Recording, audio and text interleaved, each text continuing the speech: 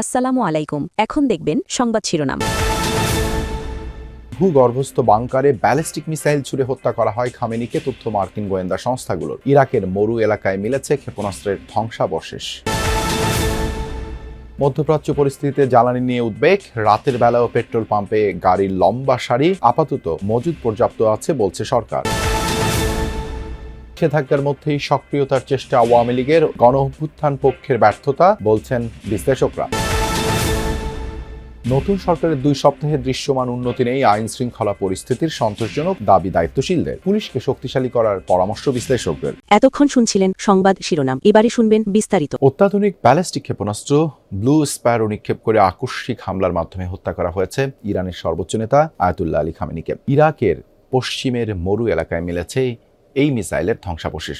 উৎক্ষেপণের পর মহাকাশ পর্যন্ত পৌঁছে দ্রুত গতিতে ফিরে এসে হামলা করতে পারে এই মিসাইল। নির্ভুল নিশানায় ধ্বংস করতে পারে 2000 কিলোমিটারের মধ্যে থাকা যে কোনো লক্ষ্যবস্তু।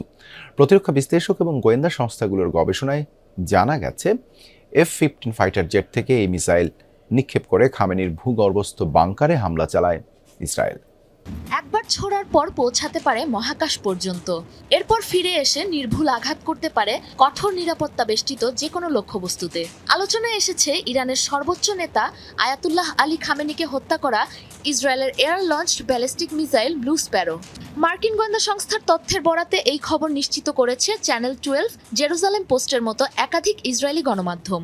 জানা গেছে, ক্ষেপণাস্ত্রটি ব্যবহার করে আয়াতুল্লাহ আলী খামেনির ভূগর্ভস্থ বাংকারে আকস্মিক হামলা চালায় ইসরায়েল, যার ধ্বংসাবশেষ খুঁজে পাওয়া গেছে পশ্চিম ইরাকের মরু অঞ্চলে। গেল শনিবার স্থানীয় সময় সকালে F-15 যুদ্ধবিমান থেকে খামেনির অবস্থান লক্ষ্য করে ব্লু স্প্যারোর পাশাপাশি অন্যান্য ক্ষেপণাস্ত্র ছোড়া শুরু করে ইসরায়েল।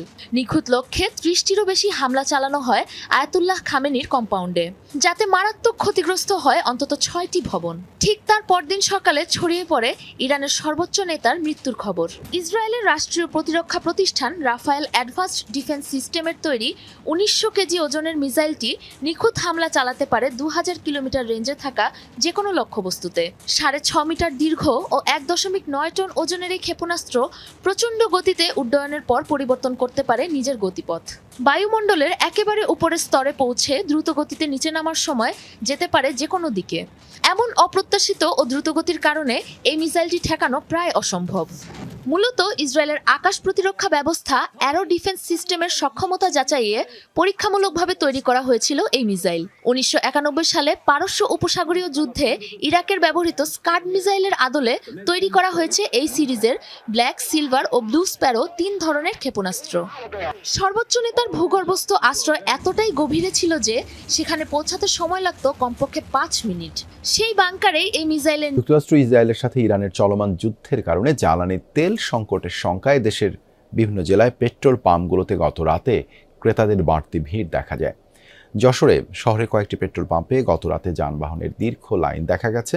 ক্রেতারা জানান, মধ্যপ্রাচ্যে চলমান যুদ্ধ পরিস্থিতির পাশাপাশি ব্যবসায়ীরা সিন্ডিকেট করে কৃত্রিম সংকট তৈরি করতে পারে এমন শঙ্কায় বেশি করে জ্বালানি তেল সংগ্রহ করছেন তারা।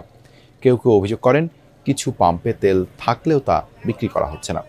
পাম্প মালিক কর্মচারীরা বলছেন, আপাতত জ্বালানি তেলের কোনো সংকট নেই, শঙ্কা থেকেই মানুষ বেশি সংগ্রহ করে তেল সংগ্রহ করছে বলে সাময়িক চাপ তৈরি হয়েছে। 3টা পাম্প অলরেডি তেল দিয়ে বন্ধ করে দিয়েছে। হ্যাঁ, ওই যে উজো করছে যে তেলের দাম বাড়বে, তেল পাওয়া যাবে না, যে যার মতো করে তেল স্টক করে রাখছে।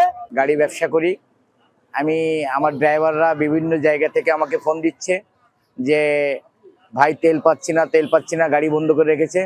অলরেডি 2টো গাড়ি আমার বন্ধ হয়ে গেছে। তেলের কোনো দুষ্প্রাপ্যতা নাই এবং আমাদের বন্ধ করার কোনো নির্দেশ নাই। যদি কোনো পেট্রোল পাম্প মালিক অবৈধভাবে যদি বন্ধ করে তেল মজুত করতে থাকে তা আমাদেরকে জানাবেন, আমরা সঙ্গে সঙ্গে তাদের বিরুদ্ধে ব্যবস্থা নেব। গতকাল সন্ধ্যার পর থেকে সাতক্ষীরার পেট্রোল পাম্পগুলোতেও ভিড় দেখা গেছে। বাইক চালকরা বলছেন, যুদ্ধের ফলে তেল সংকট তৈরি হওয়ার আশঙ্কায় আগে থেকেই প্রয়োজনীয় পেট্রোল অকটেন সংগ্রহে রাখছেন তারা। পাম্প মালিকদের দাবি, খুলনার ডিপো থেকে রেগুলার যে পরিমাণ জ্বালানির তেল তারা পান সেটি এখন পাচ্ছেন না, তাই মোটরসাইকেলের ক্ষেত্রে সর্বোচ্চ 300 টাকার তেল বিক্রি করা হচ্ছে। মধ্যপ্রাচ্য সংকটের প্রভাব পড়েছে বাংলাদেশের পেট্রোল পাম্পে, দাম বেড়ে যেতে পারে এমন শঙ্কায় যে যার মতো তেল ভরছেন গাড়ির ট্যাঙ্কে। সামাজিক যোগাযোগ মাধ্যমে নানামুখী অপপ্রচারের কারণেই এই ব্যস্ততা বলে মত অনেকের।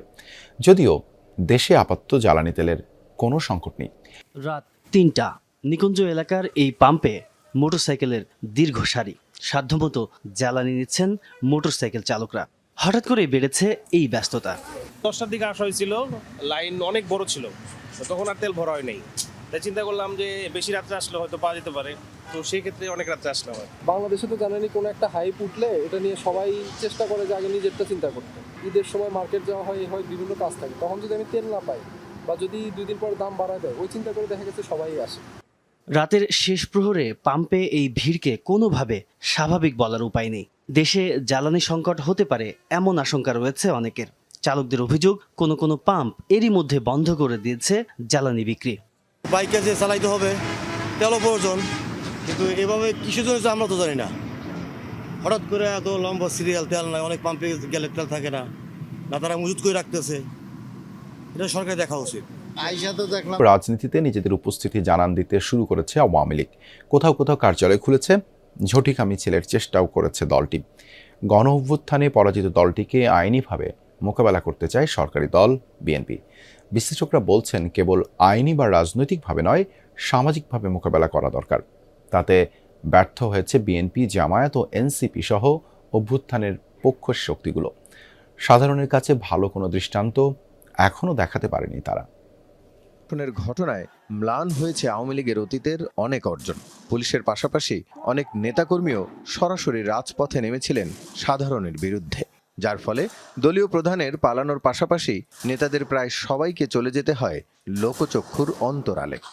গণ অভ্যুত্থানের পর অন্তর্বর্তী সরকার কার্যক্রম নিষিদ্ধ করে দলটির। তার মাঝেও নিরবচ্ছিন্নভাবে ঝটিকা মিছিলের চেষ্টা করেন কেউ কেউ। এরপর ভোট শেষে বিএনপি সরকার গঠনের পর কয়েক জায়গায় খোলা হয়েছে কার্যালয়, যেটিকে স্থানীয় সমস্যা হিসেবে দেখছে বিএনপির কেন্দ্রীয় নেতৃত্ব। নিষেধাজ্ঞা থাকায় আওয়ামী লীগকে আইনিভাবে মোকাবিলা করতে চান তারা। আওয়ামী লীগের কার্যক্রম নিষিদ্ধ করা হয়েছে, সে কার্যক্রম পরিচালনার ক্ষেত্রে আইনশৃঙ্খলা বাহিনী যারা আছে তারা এটা দেখবে।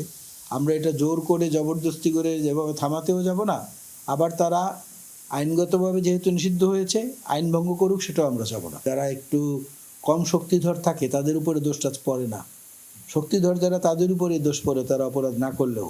সেদিক থেকে বিএনপি যথেষ্ট সতর্ক রয়েছে। রাজনৈতিক বিশ্লেষকরা অবশ্য ভিন্নভাবে দেখতে চান আওয়ামী লীগের বিষয়টি। তাদের মতে, কেবল আইনিভাবে মোকাবিলা করে জনমানুষের কাছে দলটিকে অপ্রাসঙ্গিক করে রাখা যাবে না। এত বড় অভ্যুত্থান ও গণহত্যার পর সামাজিকভাবে দলটিকে মোকাবেলার প্রয়োজন। এই দায়িত্ব অভ্যুত্থানের পক্ষ শক্তিগুলোর। আইনের যে পরিবর্তন, এই যে অর্ডিন্যান্স, এগুলো হলো সমাজের উপরিকাঠামো।